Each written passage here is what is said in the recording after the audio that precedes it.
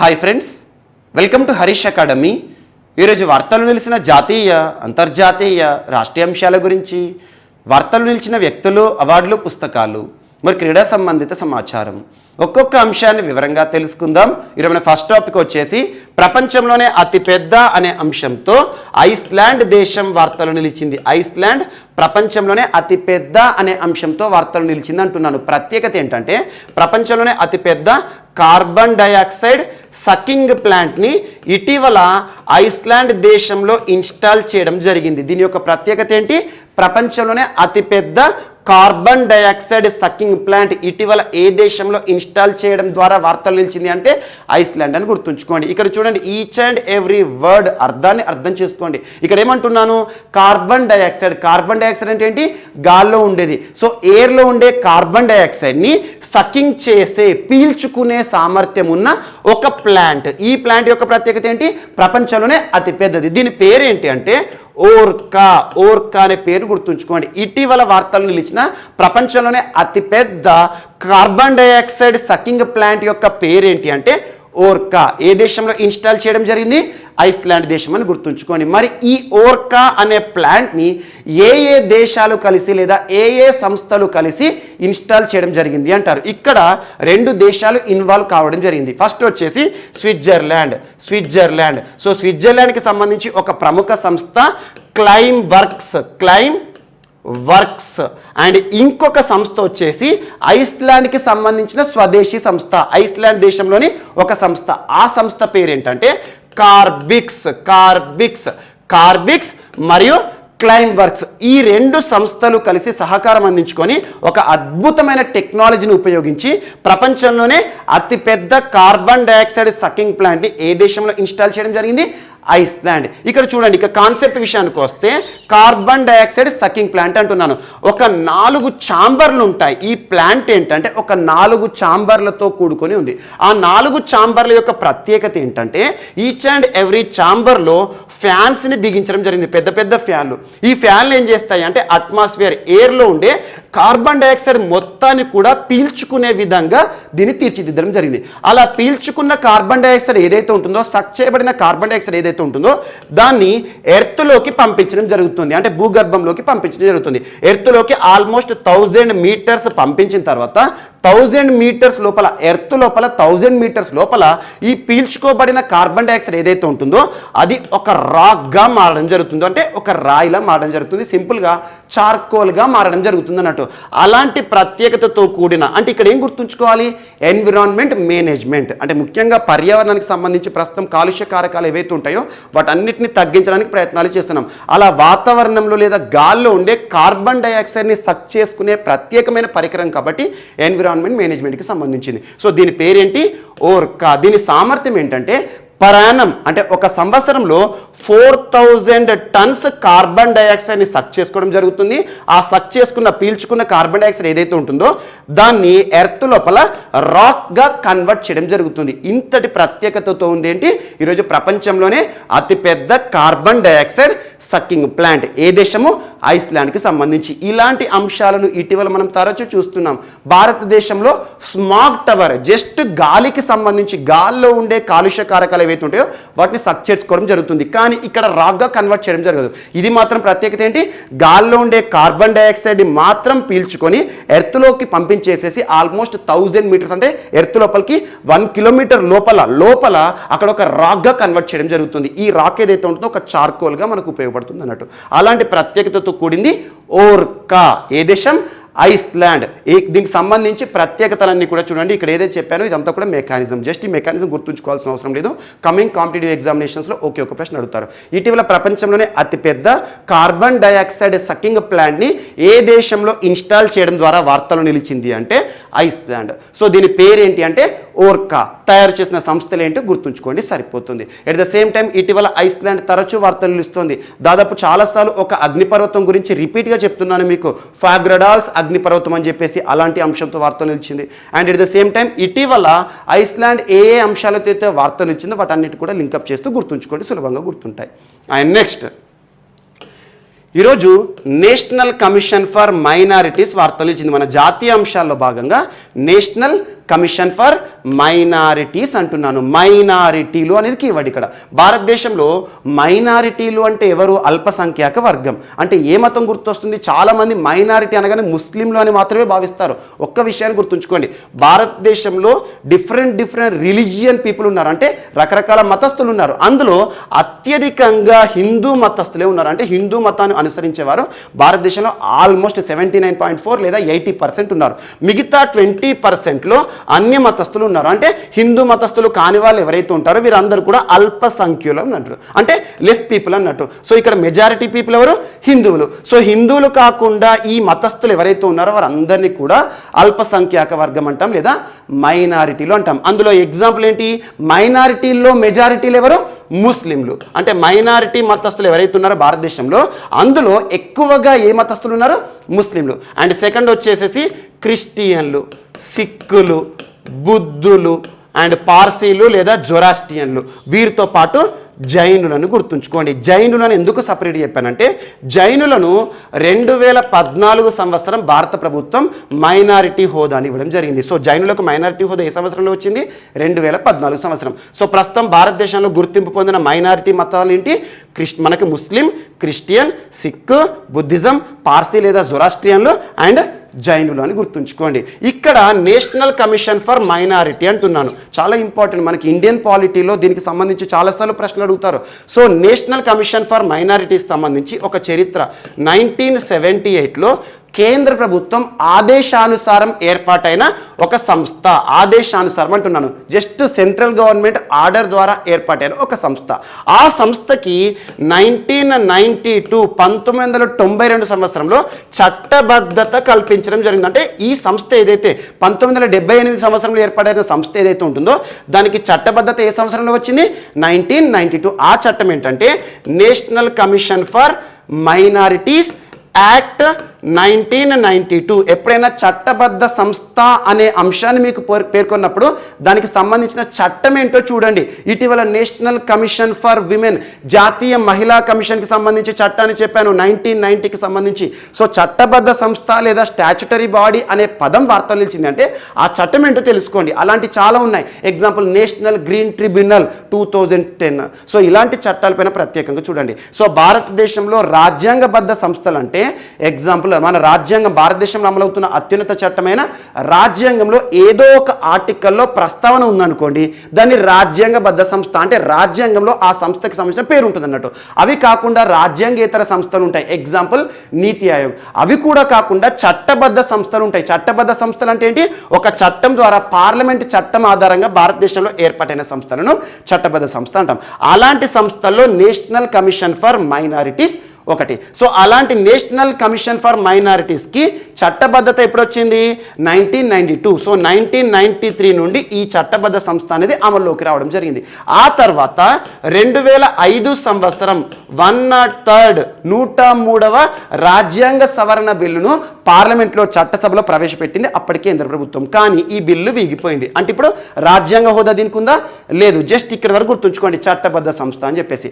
మరి ఈ సంస్థ గురించి ఎందుకు ఈరోజు ఇంతలా చెప్తున్నానంటే ఈ సంస్థకి సంబంధించి ఈరోజు ఒక ప్రముఖ వ్యక్తి నేషనల్ కమిషన్ ఫర్ మైనారిటీస్కి నూతన చైర్పర్సన్ వార్తలు ఇచ్చారు. తన పేరు ఏంటంటే సర్దార్ ఇక్బాల్ సింగ్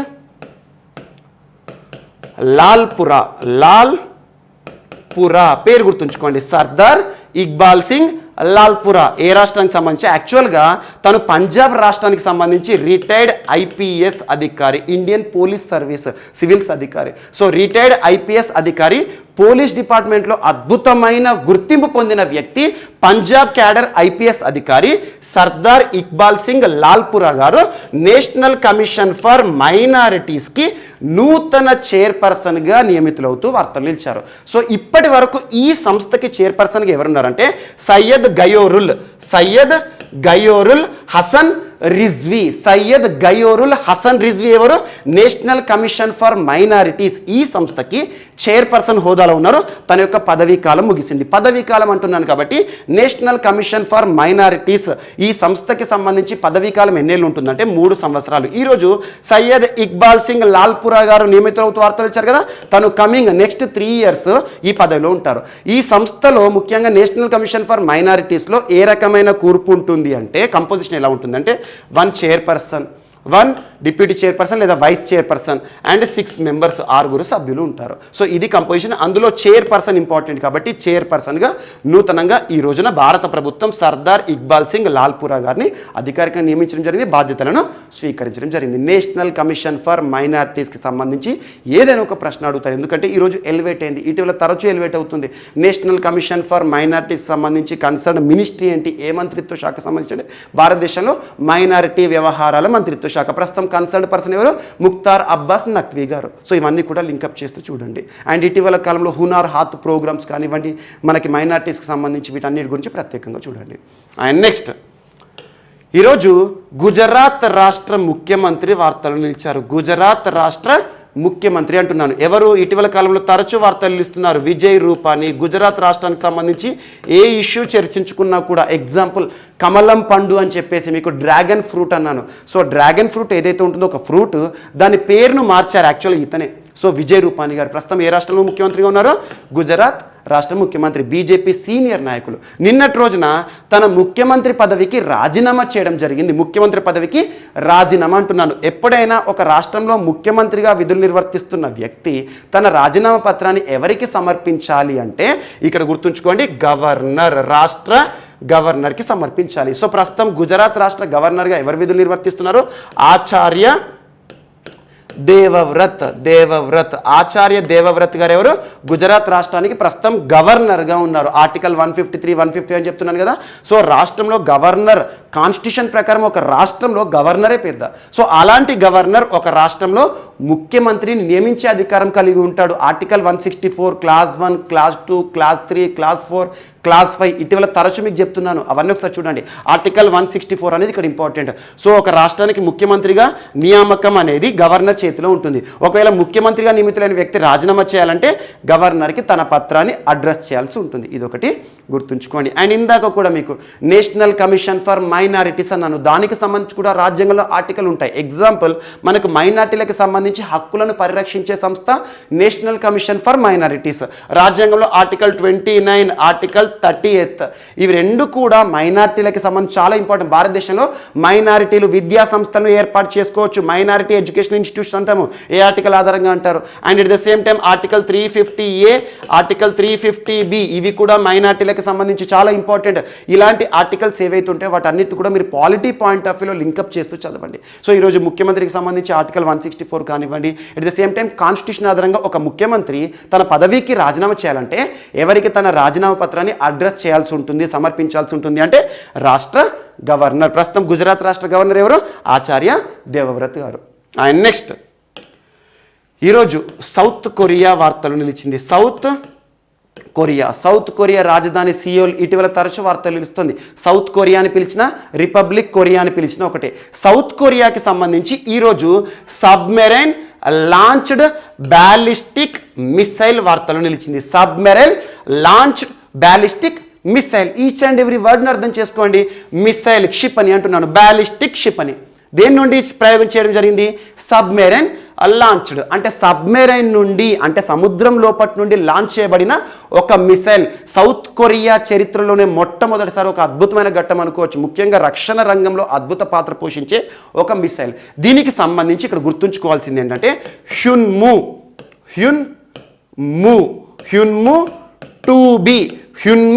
2B అనేది ఈ మిసైల్ పేరు. హ్యున్ము 2B గైడెడ్ మిసైల్ లేదా బ్యాలిస్టిక్ మిసైల్ అని గుర్తుంచుకోండి. అసలు ఇక్కడ సబ్మెరైన్ లాంచ్ అంటున్నాను. సబ్మెరైన్ అని మనం దేని పిలుస్తాము? ముఖ్యంగా చూడండి, వాటర్ సముద్ర ప్రాంతం ఉందనుకోండి, సముద్ర ప్రాంతంలో వాటర్ పైన ప్రయాణించేది ఏంటి? మనకు షిప్ కానివ్వండి, నావల్ షిప్లు అంటాం. అదే రక్షణ రంగంలో సముద్ర గర్భంలో ప్రవేశించేవి ఉంటాయి సబ్మెరైన్స్. మీరు గాజీ మూవీ చూసుంటారు. గాజీ మూవీ అంటే సముద్ర గర్భంలో ప్రయాణిస్తూ ఉంటారు వాళ్ళు. సో అలా సబ్మెరైన్ జల అంతర్గామి. సో సబ్మెరైన్ నుండి ఇప్పటి వరకు మిసైల్ ప్రయోగం ప్రయోగాలు అనేవి మనం ఎక్కువ వినం. సో అలాంటి సబ్మెరైన్ నుండి కూడా శత్రు దేశాలను మనం మ్యాక్సిమం ఢీకొనాలని చెప్పేసి సబ్మెరైన్ నుండి కూడా మిసైల్ని ప్రయోగించడం. అంటే సముద్ర గర్భం నుండి ఒక మిసైల్ని లాంచ్ చేసింది సౌత్ కొరియా. ఆ మిసైల్ పేరేంటి అంటే హ్యున్ము 2B. సో ఏ సబ్మెరైన్ పేరేంటి అంటారు, దోసన్ ఎహే చాంగో, దోసన్ చాంగో అని గుర్తుంచుకోండి. దోసన్ చాంగో అనేది సౌత్ కొరియాకి సంబంధించి సబ్మెరైన్. ఆ దోసన్ చాంగో అనే సబ్మెరైన్ నుండి ఒక మిసైల్ని లాంచ్ చేయడం జరిగింది. ఈ మిసైల్ యొక్క కెపాసిటీ ఏంటంటే 500 కిలోమీటర్స్, 500 కిలోమీటర్ల దూరంలో ఉన్న దేనైనా కూడా ఇది మొత్తం నాశనం చేసి పారేస్తుంది అన్నట్టు. అలాంటి సామర్థ్యంతోన హ్యున్మో. జస్ట్ ఇక్కడ ఈ సామర్థ్యాలు అవి మనకు పోటీ పరీక్షలు అవసరం లేదు.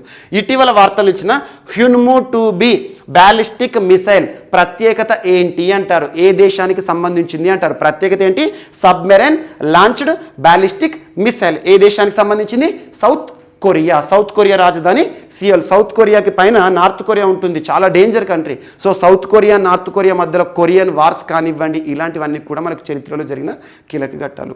అండ్ నెక్స్ట్ ఈరోజు బిట్ కాయిన్కి సంబంధించి ఎల్ సాల్వడార్ మరొకసారి వార్తలు ఇచ్చింది. Bit coin crypto currency. ఇటీవల తరచూ క్రిప్టో కరెన్సీ వార్తలు ఇస్తుంది. క్రిప్టో కరెన్సీ నెక్స్ట్ ఒక ట్రెండింగ్ టాపిక్ ఇది. నెక్స్ట్ కమింగ్ 10 yearsలో క్రిప్టో కరెన్సీ అనేది ఒక ట్రెండింగ్ టాపిక్. అలాంటి బిట్ కాయిన్ని ఒక లీగల్ టెండర్గా గుర్తించిన మొట్టమొదటి దేశంగా ఇప్పటికే ఎల్ సాల్వడార్ వార్తలు నిలిచింది. ఎల్ సాల్వడార్ మనం గడిచిన మే జూన్ మాసంలోనే చర్చించుకోవడం జరిగింది. ఎల్ సాల్వడార్ ప్రపంచంలోనే మొట్టమొదటి దేశంగా వార్తలు ఇచ్చింది. దీనికి సంబంధించి ఒక క్రిప్టో కరెన్సీ అయిన ఒక క్రిప్టో కరెన్సీ అంటున్నాను, క్రిప్టో కరెన్సీస్ చాలా ఉంటాయి.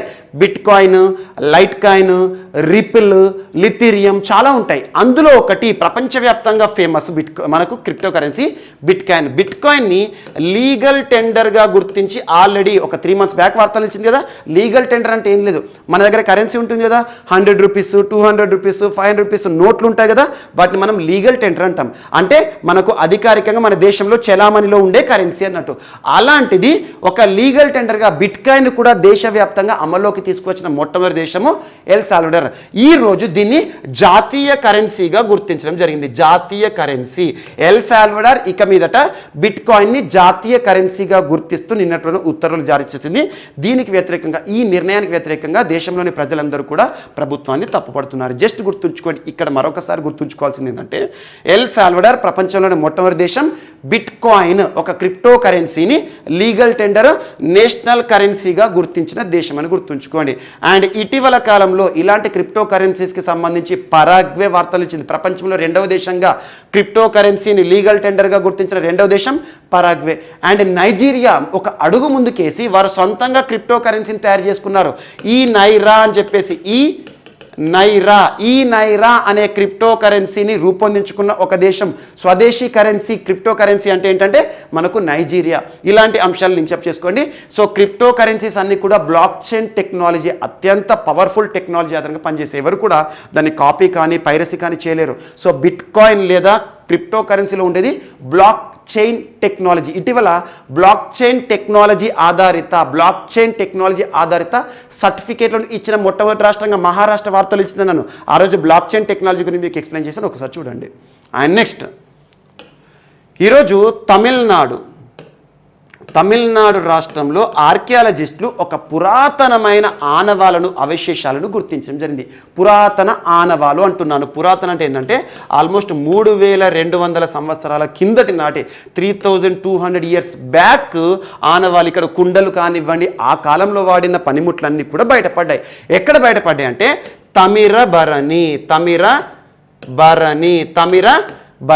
తమిరబరణి అనే నది ఇటీవల తరచూ వార్తలు నిలుస్తుంది. తమిరబరణికి సంబంధించి లాస్ట్ ఇయర్ ప్రత్యేకంగా మనం చూసాం. కోవిల్పట్టి కడలై మిఠాయి అని చెప్పాను. కోవిల్పట్టి కడలై మిఠాయి అంటే స్వీట్, అంటే ఒక చిక్కీ, పల్లిపట్టి అంటాం కదా, ఒక పల్లిపట్టి, ప్రత్యేకమైన పల్లిపట్టి. ఎందుకు ప్రత్యేకం అంటున్నానంటే జాగ్రఫికల్ ఇండికేషన్ ట్యాగ్ రావడం జరిగింది 2020 సంవత్సరంలో. 2020 సంవత్సరం ఏప్రిల్ మే మాసంలో ట్రెండింగ్ టాపిక్ అప్పుడు జాగ్రఫికల్ ఇండికేషన్ ట్యాగ్ పొందిన కోవిల్పట్టి కడలై మిఠాయి తమిళనాడు రాష్ట్రానికి సంబంధించి మీకు చెప్పాను ఆల్రెడీ. అందులో భాగంగా ఈ మిఠాయిని ఎలా తయారు చేస్తారంటే తమిళబరణి అనే నది నీటిని ఆధారంగా చేసుకుని ఆ నదిలోని నీటిని మాత్రమే ఈ మిఠాయి తయారు చేయడానికి వాడతారు. అందుకే ప్రత్యేకత ఉంటుంది. అలాంటి తమిళబరణి నది అనే పేరు ప్రశ్న ఏ కాంపిటేటివ్ ఎగ్జామ్లో కనబడ్డా మీకు ఏ రాష్ట్రం గుర్తుకు రావాలి? తమిళనాడు రాష్ట్రం. తమిళబరణి తమిళనాడు. అలాంటి తమిళబరణి నదికి చుట్టుపక్కల ప్రాంతాల్లో 3200 సంవత్సరాల క్రితం నాటి ఆనవాళ్లను ఇటీవల ఆర్కియాలజిస్టులు బయటపడడం జరిగింది, గుర్తుపెట్టడం జరిగిందని గుర్తుంచుకోండి. దీన్ని యుఎస్ బేస్డ్ టెక్నాలజీ ఆధారంగా ఈ కాలాన్ని గుర్తించడం జరిగింది. C14 మెథడ్ అంటాం మనం. C14 లేదంటే కార్బన్ డేటింగ్ మెథడ్ అంటాం. అంటే మనకి ఏదైతే ఉంటుందో చరిత్రలో మిగిలిపోయిన వస్తువులు కానివ్వండి, నాణాలు కానివ్వండి, న్యూమిస్మాటిక్స్ ఆధారంగా కానివ్వండి, వాటన్నిటిని కూడా కార్బన్ డేటింగ్ ఆధారంగా మనకు C14 మెథడ్ ఆధారంగానే వాటి యొక్క కాలాన్ని తెలుసుకోవడం జరుగుతుంది. అండ్ నెక్స్ట్ ఈరోజు ఇక్కడ ఒక లింకప్ టాపిక్. జస్ట్ ఇండియాలో రాజస్థాన్ రాష్ట్రంలోని జైసల్మీర్ ప్రాంతంలో ముఖ్యంగా థార్ డిజర్ట్ ప్రాంతం ఉంటుంది కదా, అక్కడ 200 మిలియన్ ఇయర్స్ బ్యాక్ 200 మిలియన్ సంవత్సరాల క్రితం నాటి డైనోసర్ పాదముద్రలను గుర్తించారు ఆర్కియాలజిస్టులు. టు ద పాయింట్ గుర్తుంచుకోండి. ఇటీవల భారతదేశంలోని ఏ రాష్ట్రంలో లేదా ఏ ప్రాంతంలో, ఏ రాష్ట్రంలో? రాజస్థాన్ రాష్ట్రం జైసల్మీర్, ముఖ్యంగా థార్ డిజర్ట్ ప్రాంతం ఉంటుంది ఇదే. ఈ ప్రాంతంలో 200 మిలియన్ ఇయర్స్ బ్యాక్ 200 మిలియన్ సంవత్సరాల క్రితం నాటి డైనోసర్ల పాదముద్రలు, అవి నడిచిన ఆనవాళ్లను ఆర్కియాలజిస్టులు గుర్తుపట్టారు. ఆర్కియాలజిస్ట్ అంటే చాలా సైంటిఫిక్గా చూస్తారు. ఆ పాదముద్రలు ఇప్పటి వరకు ఉన్నాయంటే అలా గుర్తించే టెక్నాలజీ వారి దగ్గర ఉంది. అలా జస్ట్ గుర్తుంచుకోండి. డైనోసర్స్ అంటేనేమో రాజస్థాన్, ఇందాక 3200 సంవత్సరాల క్రితం నాటిది అంటేనేమో మనకు తమిళబరణి. అండ్ నెక్స్ట్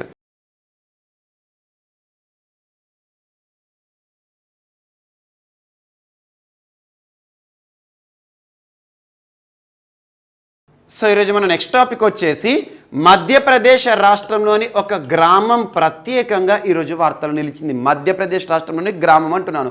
ఆ గ్రామం పేరు గుర్తుంచుకోండి, లద్పురా కాస్. లద్పురా కాస్. ఇటీవల వార్తలు నిలిచిన లద్పురా కాస్ అనే ఒక గ్రామం ఏ రాష్ట్రంలో ఉంది అంటారు కమింగ్ కాంపిటేటివ్ ఎగ్జామినేషన్లో? ఏ రాష్ట్రం? మధ్యప్రదేశ్ రాష్ట్రం. ఏ జిల్లా అంటే నివారి అనే ఒక జిల్లా. నివారి జిల్లా ఎక్కడుంది? మధ్యప్రదేశ్ రాష్ట్రంలో. అలా నివారి జిల్లాలోని ఒక గ్రామం, ఒక విలేజ్ లద్పురా కాస్ ఈరోజు ప్రత్యేకంగా వార్తలు ఇచ్చింది. చాలామందికి లద్పురా కాస్ గ్రామం ప్రత్యేకత తెలిసే ఉంటుంది. ఒక గ్రామం, ఒక విలేజ్ అయినప్పటికీ కూడా ప్రతి ఏటా లక్షల మంది పర్యాటకులు ఈ గ్రామాన్ని సందర్శించడం జరుగుతుంది. ప్రత్యేకత ఏంటంటే చారిత్రక కట్టడాలు కానివ్వండి, వాటర్ బోటింగ్కి సంబంధించి అత్యధిక మంది పర్యాటకులను ఆకర్షిస్తున్న ఒక గ్రామం భారతదేశంలో లద్పురా కాస్. అతి త్వరలో ప్రపంచవ్యాప్తంగా కూడా గుర్తింపు పొందే అవకాశం ఉంది. కారణం ఏంటంటే ఈరోజు కేంద్ర ప్రభుత్వం మినిస్ట్రీ ఆఫ్ టూరిజం, పర్యాటక శాఖ అన్నట్టు, పర్యాటక మంత్రిత్వ శాఖ, మినిస్ట్రీ ఆఫ్ టూరిజం వారు లద్పురా కాస్ గ్రామాన్ని UNWTOకి సిఫార్సు చేయడం జరిగింది. UNWTO అంటున్నాను. UNWTO అంటే United Nations World Tourism Organisation. World Tourism Organisation ఎక్కడ ఉంది అంటే స్పెయిన్. స్పెయిన్లోని మాడ్రిడ్ కేంద్రంగా పనిచేస్తోంది. మాడ్రిడ్ ఏంటి? స్పెయిన్ రాజధాని. స్పెయిన్ రాజధాని మాడ్రిడ్ కేంద్రంగా పనిచేస్తున్న WTO వరల్డ్ టూరిజం ఆర్గనైజేషన్. పర్యాటక రంగానికి సంబంధించి ఇక్కడ కన్ఫ్యూజ్ అవ్వకండి. WTOలు మొత్తం 3 వింటాం మనం. పోటీ పరీక్షలకు సంబంధించి 3 WTOలు ఉంటాయి. ఒకటి ఈరోజు వార్తలు నిలిచిన UNWTO, United Nations World Tourism Organisation. ప్రధాన కేంద్రం ఎక్కడ? స్పెయిన్, మాడ్రిడ్ అని గుర్తుంచుకోండి. అదే ఇంకొక WTO ఉంటుంది, World Toilet Organisation. World Toilet Organisation ఎక్కడ అంటే సింగపూర్ కేంద్రంగా పనిచేస్తుంది. సింగపూర్ అని గుర్తుంచుకోండి. ఇంకొక WTO World Trade Organisation, Geneva, Switzerland. అలా WTOలు 3 రకాలుగా ఉంటాయి. ఈరోజు టూరిజంకి సంబంధించి కాబట్టి UNWTO అని గుర్తుంచుకోండి. UNWTO టూరిజంకి సంబంధించి ప్రతి ఏటా కూడా పురస్కారాల ప్రదానం చేస్తుంది. అంటే టూరిజం పరంగా అద్భుతమైన జిల్లా ఏది, అద్భుతమైన గ్రామం ఏది, అద్భుతమైన రాష్ట్రం ఏది అని చెప్పేసి. అందులో ఈరోజు గ్రామం కదా, లద్పురా కాస్ అనే ఒక గ్రామాన్ని best tourism in village, best tourism in village అనే కేటగిరీలో కేంద్ర ప్రభుత్వం UNWTOకి ప్రత్యేకమైన రిక్వెస్ట్ చేయడం జరిగింది. రిక్వెస్ట్ అంటే ఏంటి? బెస్ట్ టూరిజం ఇన్ విలేజ్, అంటే గ్రామీణ ప్రాంతాల్లో అద్భుతమైన పర్యాటక ప్రదేశంగా గ్రామీణ ప్రాంతాల కేటగిరీలో దీన్ని గుర్తించండి, ఇది ఆ అవార్డుకు ఎలిజిబుల్గా ఉంది అని చెప్పేసి లద్పురా కాస్ గ్రామం గురించి ప్రత్యేకతలను పేర్కొంటూ ఈరోజు కేంద్ర ప్రభుత్వం, సో పర్యాటక రంగం కాబట్టి మినిస్ట్రీ ఏంటిది? కన్సర్న్ మినిస్ట్రీ ఆఫ్ టూరిజం, కేంద్ర పర్యాటక మంత్రిత్వ శాఖ. ప్రస్తుతం కన్సర్న్ మినిస్టర్ ఎవరు? జి కిషన్ రెడ్డి గారు మంత్రిగా ఉన్నారు. సో జి కిషన్ రెడ్డి గారు ఈరోజు UNWTOకు లద్పురా కాస్ యొక్క ప్రత్యేకతలను పంపించడం జరిగింది. అంటే అతి త్వరలో ఒకవేళ UNWTO నెక్స్ట్ ఇవ్వబోయే పురస్కారాలు ఏవైతే ఉంటాయో బెస్ట్ టూరిజంకి సంబంధించి విలేజ్ కేటగిరీలో ఈ గ్రామం పురస్కారాన్ని పొందే అవకాశాలు ఉన్నాయి. అలా గుర్తుంచుకోండి. ఇటీవల మధ్యప్రదేశ్ రాష్ట్రంలోని చాలా ప్రాంతాలు వార్తలు నిలుస్తున్నాయి. గ్వాలియర్, ఓర్చా అనగానే ప్రపంచవ్యాప్తంగా గుర్తింపు పొందిన ప్రాంతాలు, వరల్డ్ హెరిటేజ్ సిటీస్గా గుర్తింపు పొందాయి. వరల్డ్ హెరిటేజ్ సైట్స్ వేరు, వరల్డ్ హెరిటేజ్ సిటీస్ వేరు. వరల్డ్ హెరిటేజ్ సిటీస్గా ఇటీవల 2 ప్రాంతాలు అన్నాను కదా, గ్వాలియర్, ఓర్చా చారిత్రక ప్రాంతాలు ఏ రాష్ట్రంలో ఉన్నాయి? మనకు మధ్యప్రదేశ్ రాష్ట్రం. ఎట్ ద సేమ్ టైం ఇటీవల గ్వాలియర్, ఓర్చా ఈ ప్రాంతాలను హిస్టారికల్ ల్యాండ్స్కేప్ గార్డెన్గా కూడా గుర్తించింది యునెస్కో. చాలా ఇంపార్టెంట్. యునెస్కో మధ్యప్రదేశ్ అనగానే గ్వాలియర్, ఓర్చా గుర్తుకు రావాలి. అదే మనకి ఈరోజు UNWTO మినిస్ట్రీ ఆఫ్ టూరిజం అనగానే లద్పురా కాస్ గుర్తుకు రావాలి. అండ్ మధ్యప్రదేశ్ రాష్ట్రానికి సంబంధించి ఇటీవల వార్తలు ఇచ్చిన ప్రాంతాలు ఏవైతే ఉంటాయో వాటన్నిటి కూడా లింక్ చేస్తూ చదవండి. మధ్యప్రదేశ్ రాష్ట్రం ఇటీవల తరచూ వార్తలు ఇస్తుంది. అంకుర్ అనే చెట్లు నాటే కార్యక్రమం కావచ్చు, దేవారణ్య ప్రాజెక్ట్ అని చెప్పేసి ప్రస్తుతం ఆయుష్ బేస్డ్ ఎకానమీ వైపు పయనిస్తున్న రాష్ట్రం. ఎట్ ద సేమ్ టైం మాస్క్కి సంబంధించి ఇటీవల చాలా అవగాహన కార్యక్రమాలను చూస్తున్నాం. ఎగ్జాంపుల్ 1 మాస్క్ మెనీ లైఫ్స్ అని చెప్పేసి, మాస్క్ నహితో బాత్ నహి, మాస్క్ నహితో సామాన్ నహి, రోకో టోకో అవగాహన కార్యక్రమం, ఇలాంటి అంశాలన్నింటినీ కూడా మధ్యప్రదేశ్ రాష్ట్రానికి సంబంధించి లింకప్ చేస్తూ చదవండి. సో ఈ రోజు మాత్రం లద్పురా కాస్ పోటీ పరీక్షలు ఏమడుగుతారో ఇటీవల వార్తలు ఇచ్చిన ఒక గ్రామం, పర్యాటకానికి సంబంధించిన అద్భుతమైన గ్రామం, సుందర గ్రామం. ఆ గ్రామం ఏంటి? లద్పురా కాస్ వార్తలు నిలిచింది. ఎక్కడ ఉంది అంటే మధ్యప్రదేశ్. ఏ జిల్లా అంటే నివారి అనే జిల్లా. అండ్ వార్తలు నిలుస్తున్న ప్రాంతాలపైన ప్రత్యేక శ్రద్ధ చూపండి. ఖచ్చితంగా ప్రాంతాలపైన ఒక ప్రశ్న అడుగుతారు. నెక్స్ట్ ఈరోజు సర్దార్ ధామ్ భవన్ వార్తలో నిలిచింది. సర్దార్ ధామ్ భవన్. సర్దార్ అనగానే భారతదేశంలో ఒకే ఒక వ్యక్తి మనకు గుర్తొస్తారు. ప్రపంచవ్యాప్తంగా ప్రస్తుతం గుర్తింపుతో ఉన్న ఒక విగ్రహం కూడా తన పేరిటే ఉంది, సర్దార్ వల్లభాయ్ పటేల్. సర్దార్ లేదా సర్దార్ వల్లభాయ్ పటేల్ గారికి సంబంధించి ఒక స్మారక భవనం అనుకోవచ్చు. సర్దార్ ధామ్ భవన్ని ఇటీవల భారత ప్రధాని నరేంద్ర మోదీ గారు ఏ రాష్ట్రంలో ఆవిష్కరించారు? వర్చువల్ విధానంలో, అంటే ఆన్లైన్లో దీన్ని లాంచ్ చేయడం జరిగింది. సో ఏ రాష్ట్రము? సర్దార్ వల్లభాయ్ పటేల్ గారు అనగానే మనకు గుజరాత్ రాష్ట్రమే గుర్తుకు రావాలి. తన యొక్క స్వరాష్ట్రం సర్దార్ వల్లభాయ్ పటేల్ గారు ఏ రాష్ట్రానికి సంబంధించిన వారు? గుజరాత్ రాష్ట్రం, ఉక్కు మనిషి. సో సర్దార్ వల్లభాయ్ పటేల్ గారు ఇటీవల తరచు వార్తలు నిలుస్తున్నారు. ఎలా? ప్రత్యేకత ఏంటి? గుజరాత్ రాష్ట్రంలోని కెవాడియా ప్రాంతం ఉంది కదా, కెవాడియా ప్రాంతం యొక్క ప్రత్యేకత ఏంటి? World's tallest statue of unity, ఐక్యతా విగ్రహం ఎక్కడ ఉంది? కెవాడియా. ప్రపంచంలోనే అత్యంత ఎత్తైన విగ్రహం ఎవరికి సంబంధించింది? తనకి సంబంధించింది. అలాంటి సర్దార్ వల్లభాయ్ పటేల్ గారు ఎవరైతే ఉంటారో, స్టాచ్యూ ఆఫ్ యూనిటీ అంటున్నాను, యూనిటీకి సంబంధించి గుర్తొచ్చే పర్సన్. భారతదేశంలో రాష్ట్రాలు ఏవైతే ఉంటాయో రాష్ట్రాలన్నింటినీ కూడా భారతదేశంలో విలీనం చేయడంలో కీలక పాత్ర పోషించిన వ్యక్తి.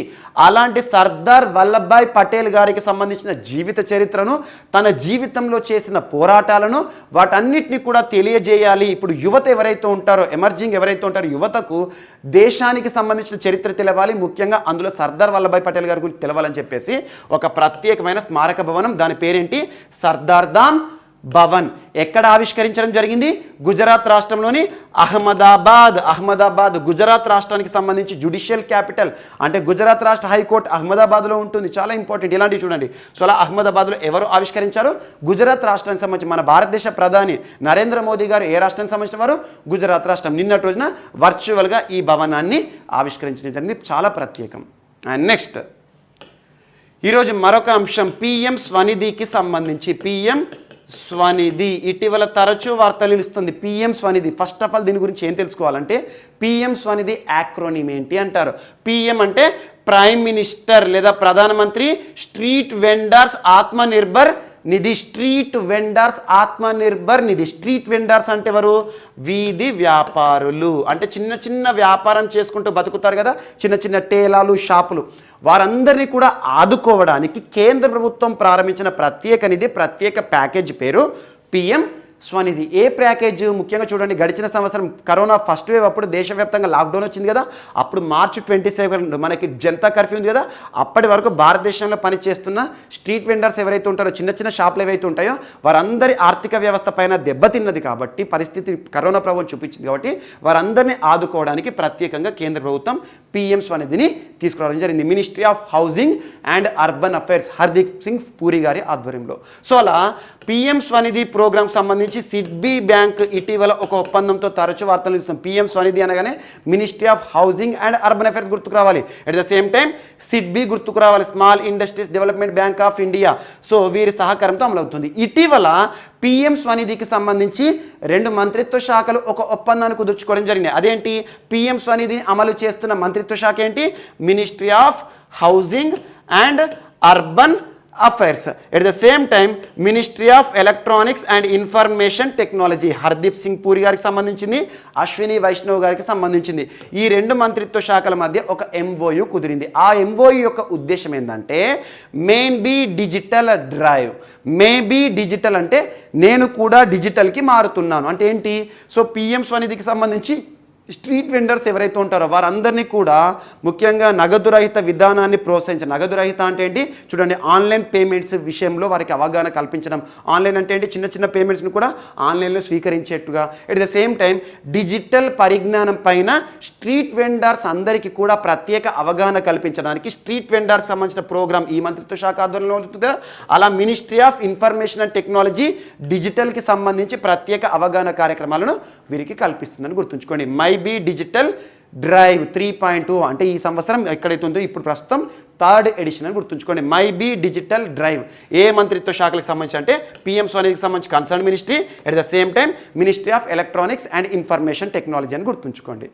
అండ్ నెక్స్ట్, ఈరోజు ఉడాన్ ప్రోగ్రామ్ మరొకసారి వార్తలు నిలిచింది. ఉడాన్ కొత్త ప్రోగ్రామ్ ఏమే కాదు, ఇప్పటి వరకు చాలాసార్లు మనం ఉడాన్ ప్రోగ్రామ్ గురించి చూస్తున్నాం. ఉడాన్ అంటే ఉడే దేశ్ కా ఆమ్ నాగరిక్. ఆమ్ నాగరిక్ అంటే మన నాగరికత ఏదైతే ఉంటుందో మారుతున్న పరిస్థితుల్లో ప్రస్తుతం దేశంలో చాలా సంస్కరణలు చూస్తున్నాం. ఉడే దేశ్ కా ఆమ్ నాగరిక్ అనేది రీజనల్ కనెక్టివిటీని పెంచే ప్రోగ్రామ్. రీజనల్ కనెక్టివిటీ అంటే ఏంటి? ప్రాంతాలను అనుసంధానం చేసే ప్రోగ్రామ్. మరి ప్రాంతాలను భారతదేశంలోని ఒక ప్రాంతాన్ని ఒక ప్రాంతంతో అనుసంధానం వేటి ద్వారా చేయడం? కనెక్ట్ చేయడం. మనకు ఎయిర్పోర్ట్స్, విమానాలు, రీజనల్ ఎయిర్పోర్ట్స్ని నిర్మించడం. కేంద్ర ప్రభుత్వం మినిస్ట్రీ ఆఫ్ సివిల్ ఏవియేషన్ ఆధ్వర్యంలో ఉడాన్ ప్రోగ్రామ్ని అమలు చేస్తుంది. మనందరికీ తెలుసు నేషనల్ సివిల్ ఏవియేషన్ పాలసీ 2016 ఆధారంగా ప్రస్తుతం దేశంలో రీజనల్ కనెక్టివిటీ స్కీమ్ ఏంటంటే ఉడాన్ ప్రోగ్రామ్. జస్ట్ ఉడాన్ గురించి ఏంటంటే రీజనల్ కనెక్టివిటీ. వేటితో రీజనల్ని కనెక్ట్ చేయాలి అంటే ఒక్కొక్క ప్రాంతాన్ని కలపాలి. విమానాల ద్వారా విమానాశ్రయాలు నిర్మించడం, ప్రాంతీయ ఎయిర్పోర్ట్లు నిర్మించడం. అలా ఇటీవల చూడండి మనం విజయనగరంకి సంబంధించి భోగాపురం విమానాశ్రయం అని చెప్పాను. సో అలా ప్రతి ప్రాంతంలో కూడా దేశంలోని ప్రతి ప్రాంతానికి కూడా రీజనల్గా విమానాల సౌకర్యాన్ని కల్పించాలి. ప్రతి ఒక్కరికి కూడా అఫోర్డబుల్ ఎయిర్ సర్వీస్ని ప్రొవైడ్ చేయాలంటే ప్రతి వ్యక్తికి కూడా విమానం ఎక్కే సౌకర్యాన్ని కల్పించాలి. మనకు GR Gopinath, captain GR Gopinath, మీరు ఆకాశమే హద్దుగా మూవీ చూసుంటారు. ఆకాశమే హద్దుగా అనే ఒక మూవీ జిఆర్ గోపీనాథ్ గారికి సంబంధించింది, రియల్ స్టోరీ. సేమ్ అలాంటి ఆలోచనల ఆధారంగానే ప్రస్తుతం దేశంలో అవుతుంది ఉడాన్. ఉడాన్కి సంబంధించి 4.0 గైడ్ లైన్స్ని నిన్నటి రోజున ప్రస్తుతం కన్సర్న్ మినిస్ట్రీ ఏంటి? మినిస్ట్రీ ఆఫ్ సివిల్ ఏవియేషన్ వారు ఆవిష్కరించడం జరిగింది. ప్రస్తుతం ministry of civil aviation concern మినిస్టర్కి ఎవరు విధులు నిర్వర్తిస్తున్నారు? జ్యోతిరాదిత్య సింధియా నిన్నటి రోజున తెలంగాణకు వచ్చారు కదా. మనకు మెడిసిన్స్ ఫ్రమ్ స్కైని ఆవిష్కరించారు. మనం ఆల్రెడీ డిస్కస్ చేసాం. మెడిసిన్స్ ఫ్రమ్ స్కై అంటే అన్మాన్డ్ ఎయిర్ వెహికల్, గాల్లో ప్రయాణించే ఏ వాహనానికి సంబంధించిన కన్సర్న్ మినిస్ట్రీ. అలా కమింగ్ 100 డేస్లో ఉడాన్ 4.0 గైడ్ లైన్స్ని విడుదల చేశారు. అంటే రానున్న 100 రోజుల్లో ఉడాన్ ప్రోగ్రామ్ని ఏ రకంగా అమలు చేయబోతున్నామని చెప్పేసి ప్రత్యేక విధి విధానాలు. ఇందులో భాగంగా సీప్లేన్ సర్వీసెస్ని, హెలికాప్టర్ సర్వీసెస్కి ప్రత్యేక ప్రాధాన్యత ఇస్తారు. హెలికాప్టర్ హెలికాప్టర్ అంటే చిన్న చిన్న పర్యాటక ప్రదేశాలు చూడండి, ఎక్కడైనా జాతర జరిగిందంటే ఎగ్జాంపుల్ మొన్న మేడారం జాతర అండ్ తెలంగాణకి సంబంధించి వేములవాడలో శివరాత్రికి సంబంధించి అప్పుడు హెలికాప్టర్స్ ఉంటాయి కదా, హెలికాప్టర్ సేవలు ఇచ్చారు. అలా ప్రత్యేకంగా టూరిజం రంగాన్ని ప్రోత్సహించడానికి హెలికాప్టర్ సెక్టార్ని at the same time seaplane సర్వీసెస్ని కూడా ఇందులో చేర్చడం జరిగింది. అండ్ ఉడాన్ ప్రోగ్రామ్ గురించి ఇప్పటివరకు మనం చూస్తూ ఉంటాము. సో ఉడాన్కి సంబంధించి 78 new roots were approved under 4th round of regional connectivity scheme అంటే ఉడాన్. అంటే ఇప్పటివరకు 78 న్యూ రూట్స్ని ఐడెంటిఫై చేసేస్తారు. At the same time 3 successful rounds of bidding were conducted by union ministry of civil aviation ఈ మంత్రిత్వ శాఖ కదా. సో ఇప్పటివరకు బిడ్డింగ్ అంటే టెండరింగ్ ప్రక్రియను ముగించారంట. And 766 routes have been sanction under Udan scheme so far. అంటే ఇప్పటివరకు ఉడాన్ స్కీమ్ రీజనల్ కనెక్టివిటీ ఒక ప్రాంతాన్ని ఫ్లైట్స్ ద్వారా కలపాలి కదా, ఎన్ని రూట్స్ను గుర్తించారంటే ఇప్పటివరకు అంటే 766 రూట్లని. At the same time 274 Udan routes have been operationalised by ministry of civil aviation. గుర్తించడమేమో 766, అందులో 274 ఫ్లైట్ రూట్స్కి ఇప్పటికే సర్వీసులను కూడా ప్రారంభించారు. ఉడాన్ అంటే రీజనల్ కనెక్టివిటీ స్కీమ్ అని గుర్తుంచుకోండి సరిపోతుంది. అండ్ నెక్స్ట్ ఈరోజు bell Bharat heavy electricals limited వార్తలు ఇచ్చింది. బెల్ హెడ్ క్వార్టర్ ఇక్కడ హైదరాబాద్ కేంద్రంగా పనిచేస్తుంది. హైదరాబాద్లో బెల్ సంస్థ దేశంలోనే మొట్టమొదటి ఇండియాస్ ఫస్ట్ ఇండిజీనస్ అనే పదం ఎక్కడ ఉన్నా కూడా స్వదేశీ పరిజ్ఞానం గుర్తొస్తుంది. Indigenous high ash coal gasification plant అని గుర్తుంచుకోండి. India's first indigenous high ash coal gasification ప్లాంట్ని ఎక్కడ నిర్మించడం జరిగింది? దేశంలోనే మొట్టమొదటిసారి అంటే బేల్, ఎక్కడ? హైదరాబాద్ కేంద్రంగా పనిచేస్తున్న బేల్ సంస్థలో దీన్ని ఏర్పాటు చేయడం జరిగింది. Indigenous high ash coal gasification plant అంటే ఏంటంటే కోల్ గ్యాసిఫికేషన్ ఆధారంగా మిథనాల్ని తయారు చేసే ఒక ప్రాజెక్ట్. మిథనాల్ అనేది ఫ్యూయల్ అంటే ఏంటి? ఇంధనం. ఎందులో ఉపయోగపడుతుంది? ముఖ్యంగా షిప్స్ కానివ్వండి, పెద్ద పెద్ద నౌకలు ఉంటాయి, యుద్ధ నౌకలు కానివ్వండి, అందులో మిథనాల్ని వాడతాం. అలాంటి మిథనాల్ని ఇప్పటి వరకు మనం ఇంపోర్ట్ సాధారణంగా న్యాచురల్ గ్యాస్ ఇంపోర్ట్ చేసుకొని తయారు చేస్తాం. అలాంటి మిథనాల్ని ఈరోజు ఎలా తయారు చేసుకుంటున్నాం? ఇండిజినస్ స్వదేశీ పరిజ్ఞానంతో కోల్ గ్యాసిఫికేషన్ ఆధారిత మిథనాల్ ప్లాంట్ని దేశంలోనే మొట్టమొదటిసారి ఎవరు ఏర్పాటు చేశారు? ఎక్కడ ఏర్పాటు చేశారు? ఎవరి సహకారంతో ఏర్పాటు చేశారంటే department of science and technology, ministry of science and technology పరిధిలో. అండ్ నీతి ఆయోగ్ ఆధ్వర్యంలో, నీతి ఆయోగ్ కూడా దీనికి సహకారం అందించింది. సో ఇవి గుర్తుంచుకోండి. అండ్ మినిస్ట్రీ ఆఫ్ కోల్ ఆధ్వర్యంలో ఏర్పాటైందని గుర్తుంచుకోండి సరిపోతుంది. అండ్ నెక్స్ట్ ఈరోజు ఒక పుస్తకం వార్తలు ఇచ్చింది. ఆ పుస్తకం పేరు ఏంటంటే ఒక హర్యానా రాష్ట్రానికి సంబంధించిన పుస్తకం the Haryana environment and pollution code. పేర్లో నుంచి చూడండి, హర్యానా రాష్ట్రానికి సంబంధించి ఎన్విరాన్మెంట్ అంటే పర్యావరణానికి సంబంధించి, పొల్యూషన్ కాలుష్యానికి సంబంధించి, కోడ్ అంటే ఏంటి? ప్రస్తుతం చూడండి పర్యావరణ సంరక్షణ కోసం చాలా చట్టాలు అమలవుతున్నాయి, చాలా నిబంధనలు ప్రభుత్వాలు అమలు చేస్తున్నాయి. అలా హర్యానా రాష్ట్రంలో అమలవుతున్న చట్టాలు, పర్యావరణాన్ని కాపాడడానికి అమలవుతున్న చట్టాలు ఏంటి, కోడ్స్ ఏంటి, సెక్షన్స్ ఏంటి, వాటన్నిటినీ కంపైల్ చేస్తూ ఇతివృత్తంగా సంకలనం చేస్తూ ఒక ప్రత్యేక బుక్ను రాయడం జరిగింది. ఆ రాసిన పర్సన్ ఎవరంటే ఖండేల్వాల్ అనే ఒక వ్యక్తి. సో ఖండేల్వాల్ అనే ఒక పర్సన్ రాసిన పుస్తకం. ఇక్కడ పర్సన్ ఇంపార్టెంట్ కాదు, ఎందుకంటే ఈ పుస్తకం హర్యానా రాష్ట్రానికి సంబంధించి ప్రభుత్వం అధికారికంగా స్వీకరించింది. అధికారికంగా అంటే ప్రతి వ్యక్తికి కూడా హర్యానా రాష్ట్రంలో పర్యావరణానికి సంబంధించి అవగాహన కల్పించాలని చెప్పేసి ఈ పుస్తకాన్ని నిన్నటి రోజున మనోహర్ లాల్ ఖట్టర్ గారు ఆవిష్కరించారు. మనోహర్ లాల్ ఖట్టర్ గారు ప్రస్తుతం ముఖ్యమంత్రిగా ఉన్నారు హర్యానా రాష్ట్రానికి గవర్నర్గా ఎవరున్నారు? మన తెలుగువారు బండారు దత్తాత్రేయ గారు. హర్యానా రాష్ట్రం ఇటీవల తరచూ వార్తలు నిలుస్తోంది. హరిహర్ అనే ఒక ప్రోగ్రాం దేశంలోనే మొట్టమొదటి గ్రెయిన్ ఏటీఎం, ధాన్యపు ఏటీఎంఏ కానివ్వండి, CCTNS పోలీస్కి సంబంధించి సంస్కరణలో టాప్ లిస్ట్లో నిలిచింది. At the same time COVID-19 hospital transport services, ఇలాంటి అంశాలన్నీ కూడా హర్యానాకి సంబంధించి లింకప్ చేసుకోండి. అండ్ ప్రస్తుతం ప్రాణవాయు దేవత పెన్షన్ యోజన, చెట్లకు కూడా పెన్షన్ ఇస్తున్న రాష్ట్రం, ఇలాంటివన్నీ లింకప్ చేసి చదవండి. హర్యానా చాలా ఇంపార్టెంట్ స్టేట్. అలాంటి హర్యానా రాష్ట్రానికి సంబంధించి పర్యావరణ రంగానికి సంబంధించిన ప్రత్యేక పుస్తకాన్ని నిన్నటి రోజున మనోహర్ లాల్ ఖట్టర్ గారు ఆవిష్కరించారు. ఎవరు రాశారంటే ఖండేల్వాల్ అనే పర్సన్ పేరు గుర్తుంచుకోండి. అండ్ నెక్స్ట్ ఈరోజు ఒక పర్సన్ వార్తలు ఇచ్చారు. ఆ పర్సన్ పేరేంటంటే సుబ్రహ్మణ్య భారతి. చాలాసార్లు మీరు వినే ఉంటారు సుబ్రహ్మణ్య భారతి యాక్చువల్గా తమిళనాడు రాష్ట్రానికి సంబంధించి రాష్ట్ర చరిత్రలో ఎప్పటికీ గుర్తుంచుకోవాల్సిన పర్సన్. సో తమిళనాడు రాష్ట్రానికి సంబంధించి ప్రముఖ రచయిత, సంఘ సంస్కర్త అంటున్నాను. తమిళనాడు చరిత్రలో చాలా వరకు కూడా ఉద్యమాలను ముందుని నడిపాడు. ముఖ్యంగా మహిళలకు సంబంధించి మహిళల ఇతివృత్తం ఆధారంగా ఉద్యమాలు అంటే మహిళలకు సంబంధించి వారు ఎదుర్కొంటున్న సమస్యలు కానివ్వండి, వేధింపులు కానివ్వండి, అండ్ వితంతువులకి సంబంధించిన సమస్యలు కానివ్వండి, అలాంటి అంశాలు తీసుకొని ఉద్యమాన్ని నడిపారు. అండ్ చైల్డ్ మ్యారేజెస్ని రద్దు చేయాలి, బాల్య వివాహాల రద్దు కోసం జీవితాంతం పోరాడారు. చాలా వరకు రచనలు చేశారు, విప్లవ గీతాలు పాడారు. చాలా వరకు గుర్తింపు పొందిన తమిళనాడు రాష్ట్రానికి సంబంధించిన ఒక ప్రముఖ రచయిత సుబ్రహ్మణ్య భారతి. తన యొక్క జన్మదినం సెప్టెంబర్ 11. ఇయర్ ఇంపార్టెంట్ కాదు, సెప్టెంబర్ 11 అంటే నిన్నటి రోజున. సో తన జన్మదినాన్ని ప్రతి ఏటా నిన్నటి నుండి ఇక ప్రతి ఏటా కూడా తమిళనాడు రాష్ట్ర ప్రభుత్వం ప్రత్యేకంగా మహాకవి దినోత్సవంగా నిర్వహిస్తుందట. మహాకవి అనే పదం తమిళనాడు రాష్ట్రానికి సంబంధించి వార్తలు నిలిచింది అంటే ఎవరు గుర్తుకు రావాలి? సుబ్రహ్మణ్య భారతి గారు గుర్తుకు రావాలి. సో ఇటీవల ఏ రాష్ట్ర ప్రభుత్వము మహాకవి సుబ్రహ్మణ్య భారతి గారి పేరిట మహాకవి దినోత్సవంగా ప్రతి ఏటా సెప్టెంబర్ 11వ తేదీన నిర్వహిస్తున్నట్టుగా అధికారికంగా ప్రకటన చేసిందంటే తమిళనాడు రాష్ట్ర ప్రభుత్వం. అలా ప్రముఖ రచయిత అని గుర్తుంచుకోండి, సంఘ సంస్కర్త, రీఫార్మిస్ట్ అని గుర్తుంచుకోండి. ఇటీవల తమిళనాడు ఇలాంటి అంశాలతో తరచు వార్తలు నిలుస్తుంది. ఎగ్జాంపుల్ లాస్ట్ 2 days బ్యాక్ మీకు చెప్పాను. ఈ సంవత్సరం నుండి ప్రతి ఏటా సెప్టెంబర్ 17వ తేదీని వి రామస్వామి పెరియార్ గారు ఉన్నారు కదా, పెరియార్ గారి జన్మదినోత్సవాన్ని ప్రత్యేకంగా సోషల్ జస్టిస్ డేగా గుర్తించింది.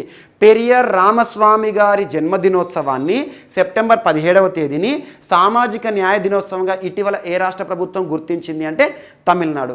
అదే సెప్టెంబర్ 11వ తేదీ ఏమో మహాకవి దినోత్సవం. ఇది ఎవరికి సంబంధించింది? సుబ్రహ్మణ్య స్వామి గారికి సంబంధించింది. నిన్నటి రోజున సెంటినరీ సెలబ్రేషన్, తను జన్మించి 100 సంవత్సరాలైంది. 100 సంవత్సరాల జన్మదిన వేడుకల సందర్భంగా తమిళనాడు రాష్ట్ర ప్రభుత్వం ఈ నిర్ణయాన్ని తీసుకోవడం జరిగింది. సో ఇవి ఇంపార్టెంట్. సో ఇవి ఈరోజు వార్తలు నిలిచిన అంశాలు. మిస్లేనియస్ అంశాలు ఏమైనా మిగిలిపోతే మాత్రం రేపటి క్లాస్లో యాడ్ చేసుకొని నేర్చుకుందాం. రేపు కలుద్దాం. Thank you.